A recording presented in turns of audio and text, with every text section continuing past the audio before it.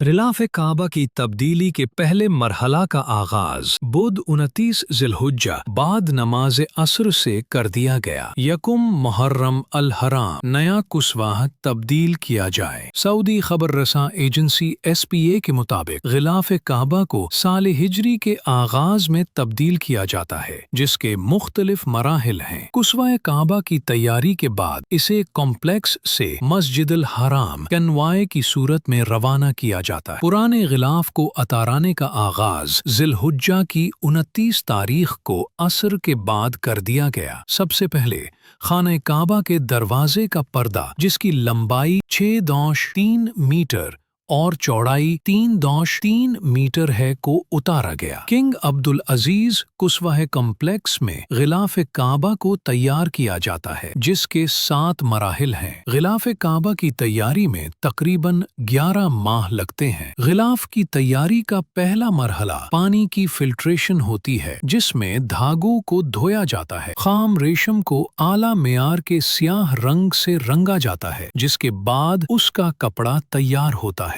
ग़िलाफ़ के कपड़े पर आयात की गढ़ाई की जाती है, जिसके लिए खालिस सोने और चांदी के धागे तैयार किए जाते हैं। तैयार होने वाले धागों को मुताल्लिका मेयार के मुताबिक जांचने के बाद उन्हें मुताल्लिका कढ़ाई मरकज में भेजा जाता है। खाने काबा के ग़िलाफ़ को मुख्तलिफ मराहिल में तैयार करने के बाद इसे मखसूस ग़िलाफ़ों में लपेट कर कॉम्प्लेक्स से मस्जिदुल हराम में मुंतकिल करने के लिए खुसूसी इंतज़ामात किए जाते हैं। कुस्वा काबा खालिस रेशम के 4 ताल हिस्सों पर मुश्तमिल है, जिस पर 24 क़ैरात सोने के तारों से 68 आयात क़ैरानी दर्ज हैं। कुस्वा का मजमूई वज़न 14,015 किलोग्राम है।